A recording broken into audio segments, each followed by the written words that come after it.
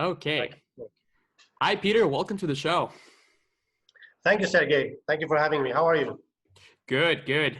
Where are you right now? You're based in Hong Kong? That's correct. I'm normally based out of Hong Kong, but due to the situation with the pandemic, I am currently in Thailand, in Hua Hin. Oh, interesting. Interesting. And I mean, for sellers who are not familiar with you and your business, could you just briefly explain what it is that you do? Okay, so I run a coaching and consultancy agency in Hong Kong for Amazon sellers that kind of focuses on entrepreneurs, small and medium businesses that either aren't on Amazon or just starting out on Amazon and need a little push, a little help.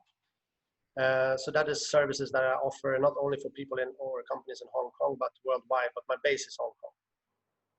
Interesting. And who are you typically serving? Is it more experienced sellers or beginning Amazon sellers?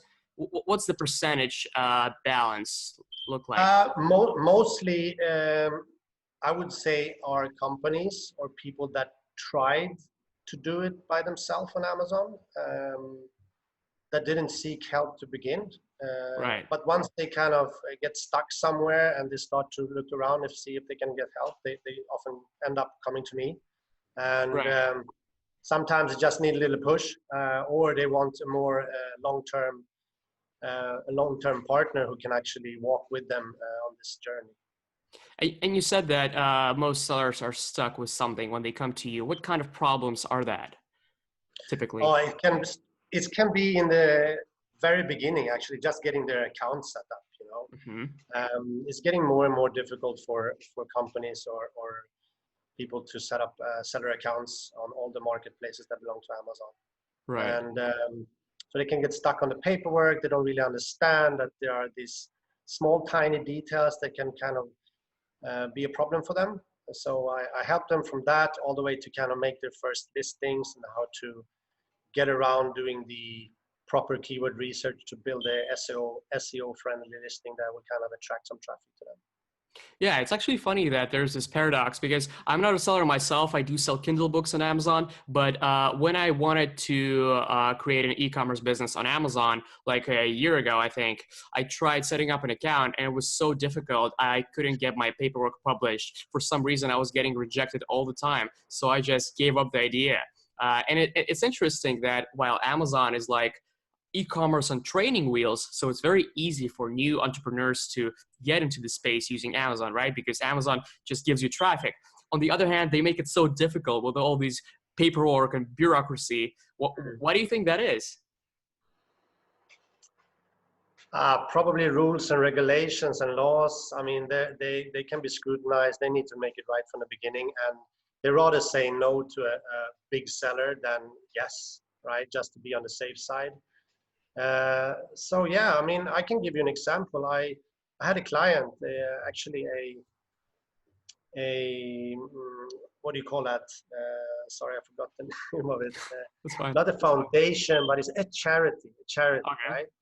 A charity has a very complex owner structure. There's a lot of trustees in it, so it's not straightforward as registering an account with a company where you basically show who's behind it, who's the shareholder, who's the beneficial owner, etc.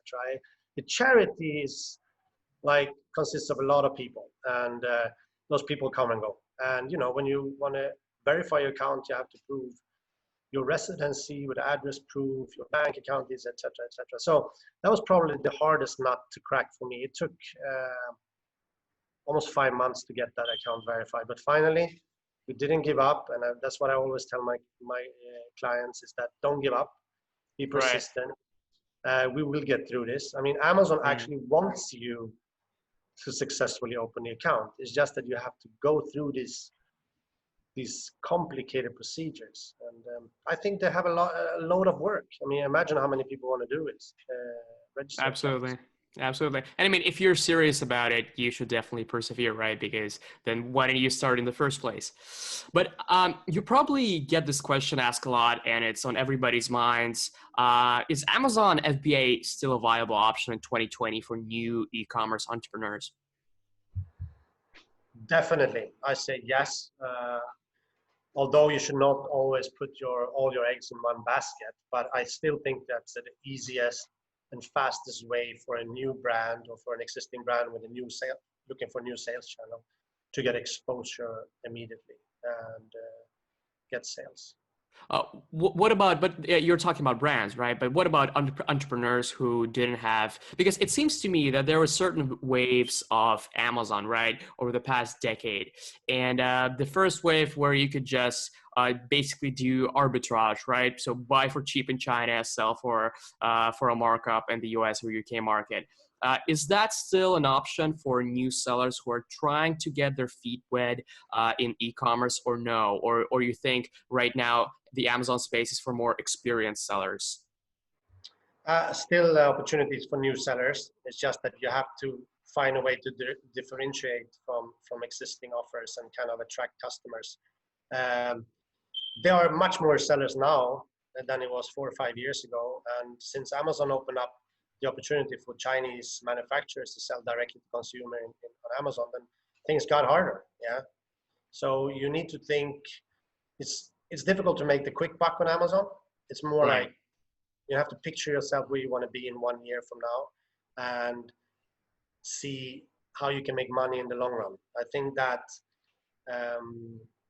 that sudden opportunity of, wow, I got an idea, nobody sells it, I can go out there and buy it from the factory and just sell it, it won't last very long, because there are too many Right. people looking at you or looking at all the new products that are coming up, and they do the same. So I think that's called like Me Too products. So if something sales up and sales a lot, then everybody else jumps on it. So Right. differentiate and look in the long term, and then definitely there's chances for new players to come in. Right, absolutely. And I mean, I totally agree with you. And because there's so much competition right now, and it's so easy for your competitors to basically dominate on the price points, you have to be very data driven about your business and your products, basically. And that's one of the things that we at Sellerscale help with. We have the unit economics analysis, and we basically help sellers gain a competitive edge, because if you're not data driven right now, you basically run your business blindly, and if you run your business blindly, you end up losing money. But speaking about new sellers, if a person decides to get on this train to success via Amazon FBA, what learning curves, what do they have to educate themselves in? What's essential to learn before you launch your first product? Yeah, I think what you were mentioning there about data and algorithms deciding or calculating matches to search results, etc. I think it's very important to kind of understand the Amazon platform and how it works. It's all about ranking, right? How Right. can you show up? How can you understand what affects the ranking? Learn everything about the different traffic sources and how important they are. How to drive external traffic, how to kind of, I mean, this is apart from the obvious things like to make an optimized listing, of course, but it's all Right. about, you can have an optimized listing, but as long as you don't have traffic, it doesn't matter. So it's very important to kind of learn how ranking works and get tools that helps you. That's some of the things that I think are very essential and important, and things that you should pay attention to before getting a product onto Amazon. What kind of tools, you mentioned tools that you have to have in place. What kind of stack of tools should an Amazon seller have in their pocket? I mean, there are some very basic tools that shows you search volumes of traffic and helps you understand what products sell on Amazon and what makes those products sell. Kind of learn your competition, because at the end of the day, you're not coming to Amazon with a product to create a new category or a new market. The sellers are already there. The size of the market is there. So you just have to get in there and get a piece of that cake, right? So Right. you have to kind of go after those who have the sales and understand how can you do that. Kind of get after the traffic and learn how to dominate those pages, those product pages. How can you show up as an alternative option to those current existing offers? Right, exactly. That's And I mean, in addition to what you said, besides from marketing and optimization, which is clearly important, because I think that most sellers use Jungle Scout, tools like Jungle Scout to estimate demand. Very few sellers understand their cash cycle, right? And the fact that their product is an investment. Are you getting any ROI? And we had a bunch of stories. Even our first seller at Sellerscale, our first user at Sellerscale, he told a story about his client who was selling $40,000 per month, but before he plugged his numbers into Excel table or Sellerscale or any other software product, he didn't really realize that he was actually losing money. So he was making Mm. 40,000 in revenue, but because of all the fees and all the marketing spend and everything, because he didn't understand his cash cycle, he was actually losing money. So I think that marketing is important, but really understanding the fundamentals of your business cash cycle is important as well. Now, you mentioned that you have to understand marketing on a much bigger picture than just Amazon, right? So I wonder what assets are essential to have in place before you start selling. Is it social media accounts? Do you need to have an email newsletter? Do you need to have a Shopify store when you sell on Amazon? Um, I think to begin with, what I did when I started, I didn't start in arbitrage or any other business model. I jumped into private label immediately when I started selling back in 2014. And basically what I was looking for was to get some products selling quickly before deciding which category I should focus on, and then kind of work out a brand name, because I knew I was going to be in the space for a few years building this brand. So what was important was to figure out what brand name is suitable for the category I'm going to be in. Is that brand name's all social media channels available? Is the domain name available? Is the trademark available on the marketplaces where I want to sell?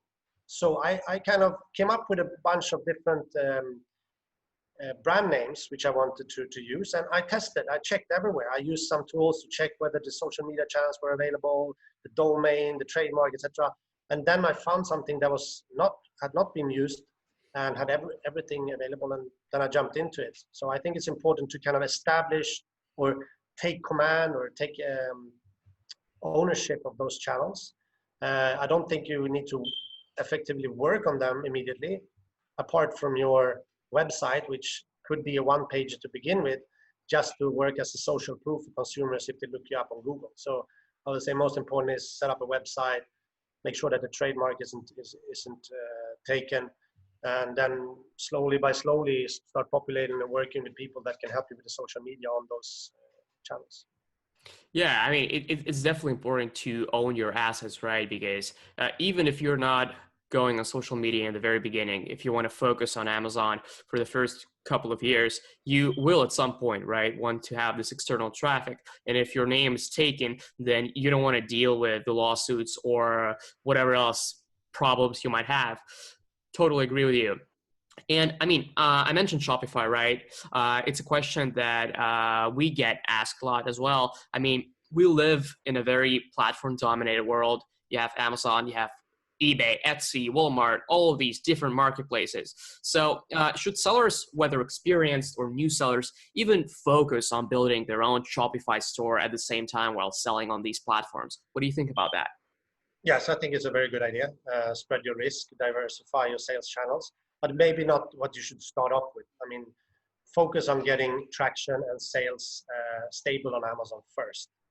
And then, of course, we see what in times like these, when Amazon has problem in fulfilling orders, or there are huge delays, or you cannot send in stock, then of course, I think people who have a Shopify store or other sales channels are very happy.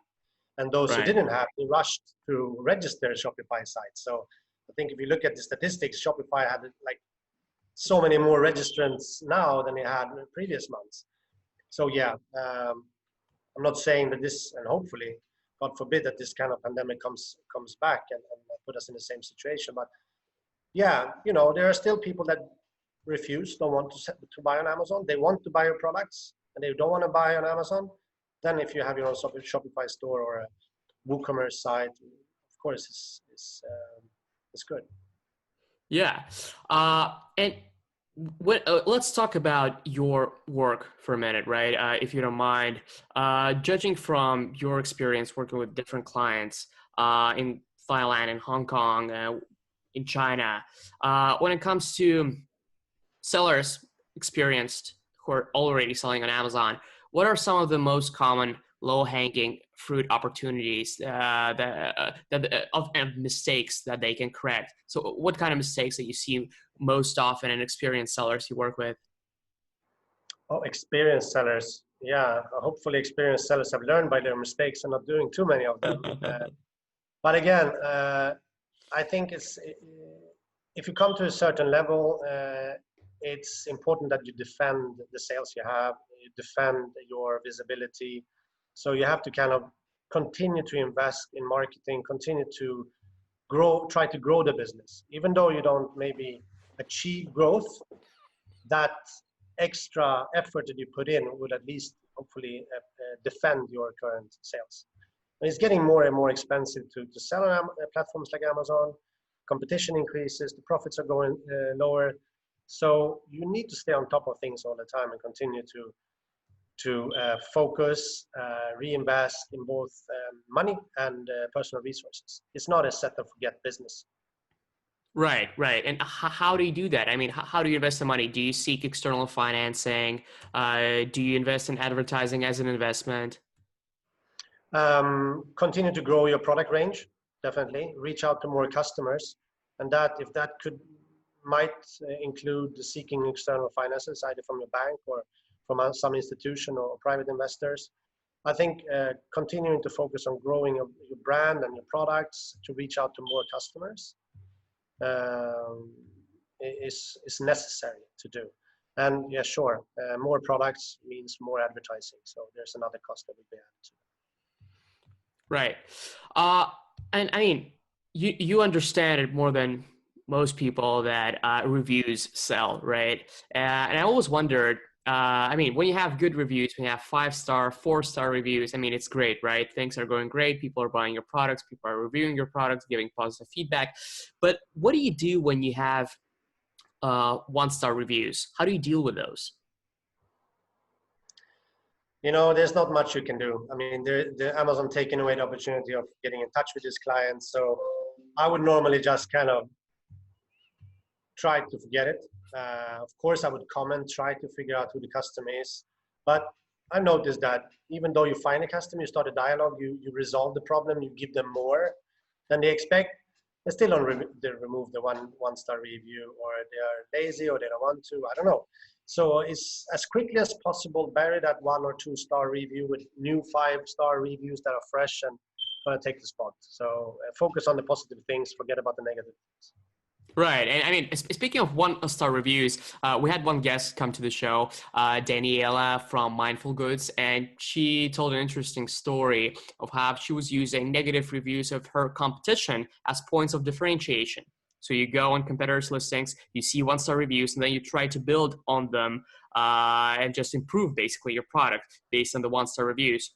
And I actually had a seller. I ordered, I forget what it was, but I ordered something recently on Amazon, and I was so pissed off with the delivery that I left a 1-star review. And the seller reached out to me by email. I don't know how he did that, because I didn't even know that I had my email open on Amazon. He reached out to me and he just asked, please, please, please remove the 1-star review. And I did that because I'm a nice guy. But I mean, yeah, I mean, this kind of stuff happens.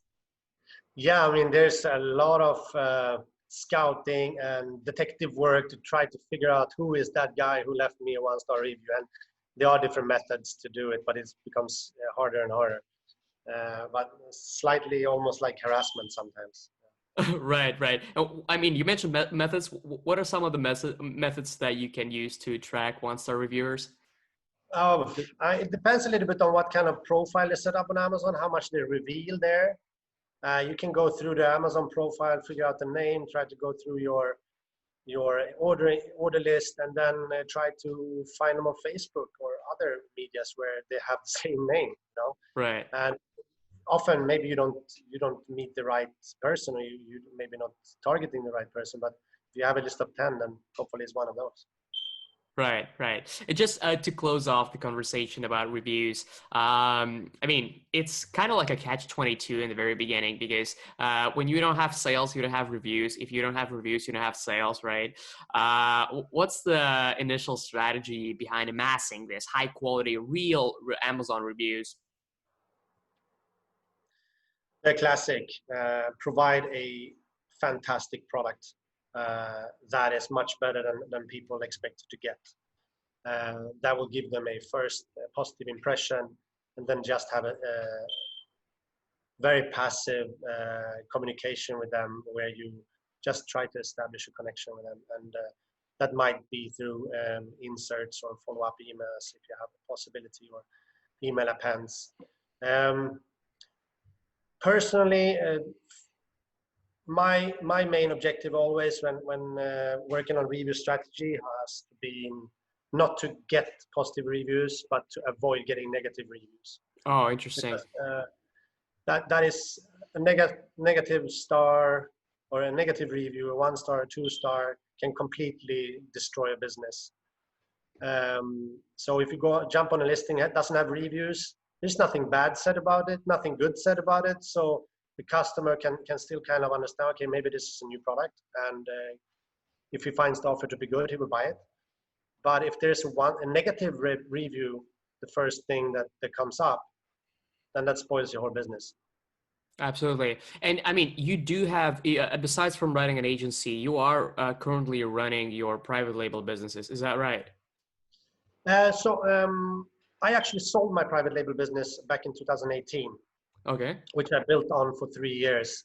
And when I sold it, my first idea was to repeat, do the whole thing again and build another brand in another category and do the same. But I ended up finding myself spending much more time in helping others.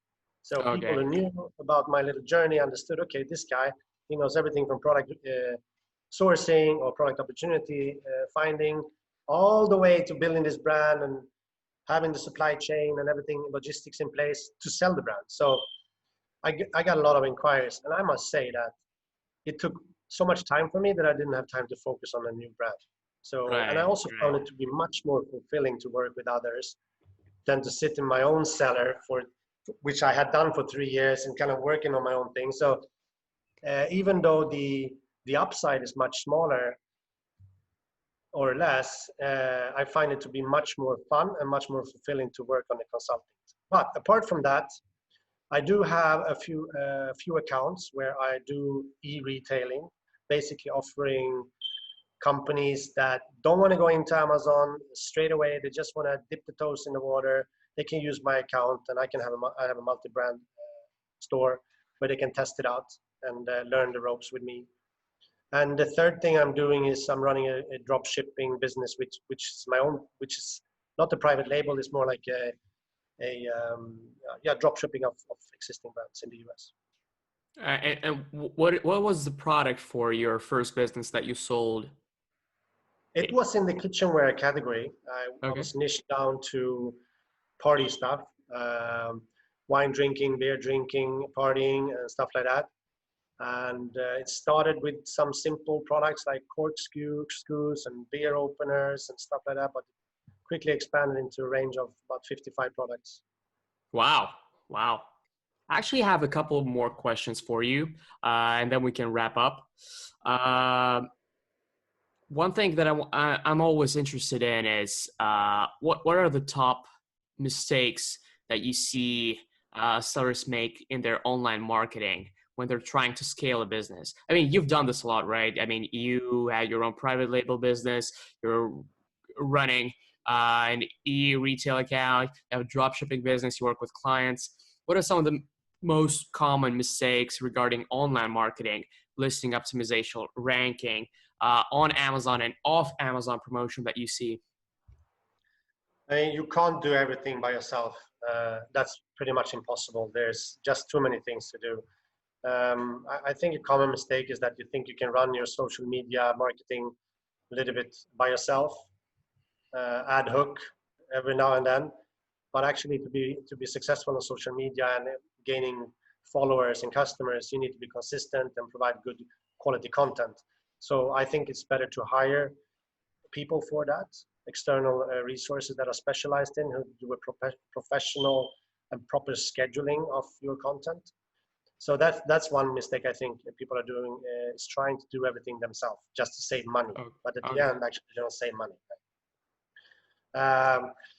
Same goes for listing optimization. I prefer to do that myself because things that kind of decides whether a listing is successful and showing up on search results, etc., requires a lot of keyword research. And I know my products best, I would believe, at least in the beginning, to that kind of 80-20 degree. I can create it as good so it gets the most sales it can.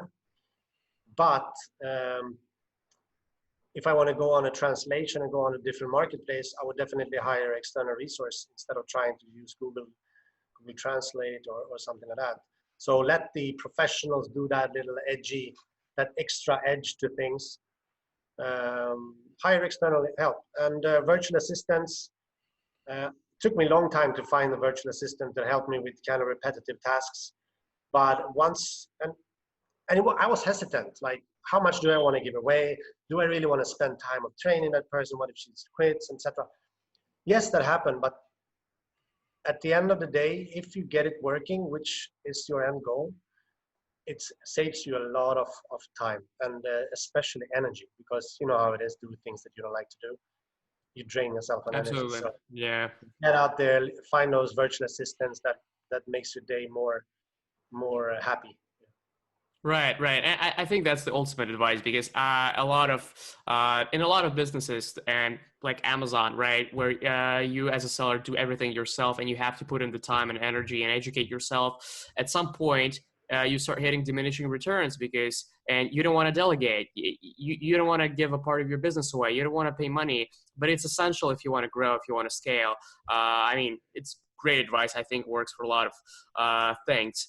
And you mentioned that you hired virtual assistants. Could you just briefly name places where you look for them? Was it Upwork, Fiverr, or some different resources? No, I use specifically a site called Online Jobs PH, which is a platform in the Philippines, so has a bank of VAs you can choose from.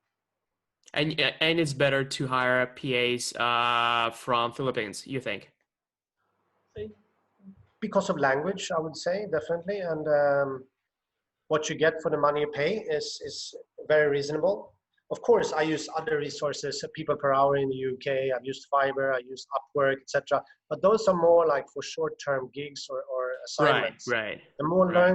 long-term kind of colleagues and stuff like that, I would seek virtual assistants from the Philippines, probably because it's easier for me to understand their English than it is from other countries. Right. And what kind of tasks do you usually outsource to VAs? First of all, it's first I did was basically just an assistant, personal assistant. I would just drop off a lot of kind of That always helps. yeah, you know, I write notes for my meetings and for my clients. Somebody has to kind of work them through and kind of categorize everything, and when should I follow up. I mean, you can do a lot of sales work, you can go on a lot of leads, but if you don't follow up, it's just a waste of time, right? Exactly. So have an assistant kind of keeping track of my schedule, making sure that everything is nice and tidy. And then it's reporting. I mean, many of my clients require a constant reporting bi-weekly or weekly or monthly. And I set in place some SOPs that I can hand over to my VA, that they log into the client's account, download the data, formulate it, and present it in a customer-friendly format so that I don't have to do that. I did it in the beginning, mostly because I wanted to find out what is the best way of presenting the customer's account key figures. But once that is set, client says, okay, do this and that, change this, and it's set, then I hand it over to a virtual assistant to kind of do this on a regular basis. Sounds great. Sounds great. Peter, thank you so much. I have one last question for you, and then we're done. It's our traditional question. It's actually from Peter Thiel's book, 0 to 1. What truth do very few people agree with you on? Basically, what is your contrarian view that goes against commonly accepted notions in the industry? Yeah, probably a lot of things, but one thing that comes in my mind mainly is as a salesperson. Before I got into B2C and e-commerce, I was into B2B sales, and one of the reasons why I was successful was that get the order and solve the problems afterwards. Many people would not agree with me. They would like to have everything watertight before going to the client and say, I can do this for you. But by then, most of the clients are gone. So my motto has always been, get the order, solve the problems after, instead of trying to solve a problem to a client which you don't know is going to be there to place the final order or not. Interesting. So focus on the essential, focus on the 80%, or 20% that give the 80% of results, right? Yeah, I I mean, love that. without the customer, you need the customer. And the customers are the ones who actually, eventually is going to form your company, right? And Right. to resolve problems. I think without clients, you shoot in the dark. Right, right. And because there are so many things that you could be doing, it's really important to practice this art of essentialism and really just prioritize what is building your business and do that. And yeah, I mean, one of the non-essential things, because we're speaking about it, is probably we had one of our guests, an agency founder, Jason Boyce, come. He talks about branding as a non-essential thing, right? Because in the very beginning, uh, very few companies can get to the point where branding becomes an advantage for them. A lot of companies stay small and branding is non-essential for them. So yeah, I mean, totally agree with you. Focus is essential. And yeah, just you do have a 15-minute call, right? For people who want to get in touch with you. Could you share a little bit about that? Yes, definitely. So if you are interested in getting in touch with me, just have a quick call, a 15-minute call. If you're on the show now, and please go to the link in the show notes, I guess, where Sergey will post a link to my Calendly, where you can schedule a 15-minute free coaching call, where we can discuss your business, or if you have any specific questions or anything you're thinking about. Doesn't matter what stage you are. If you haven't started selling, you're just on a product stage, trying to find out product opportunities, or you are already on Amazon and you want to improve your sales. So get in touch with me through the link. And do you help with the business in general, or is it mostly PPC optimization? I'm a business consultant, so everything that is related to your business. Interesting. Thanks a lot, Peter. Yeah, thank you, Sergey. Thanks for having me.